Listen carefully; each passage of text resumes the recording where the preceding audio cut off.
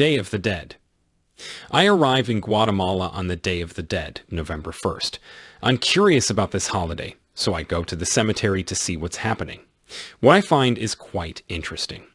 The atmosphere is like a party. There are people everywhere. Families are sitting around the graves of their dead ancestors. They clean the graves and add fresh flowers. I walk through the cemetery and admire the beauty of all the colorful flowers. There is also color in the sky, because many kids are flying kites. Some families are having a picnic next to the graves. They eat, drink, and chat together. People laugh and smile. In the United States, cemeteries are always somber. We certainly never have festivals or parties next to graves. We don't laugh or play music or fly kites in cemeteries either. I find that I prefer the Guatemalan approach. I like the way they remember and celebrate those who have passed away. I like that they acknowledge death, instead of denying it the way Americans do.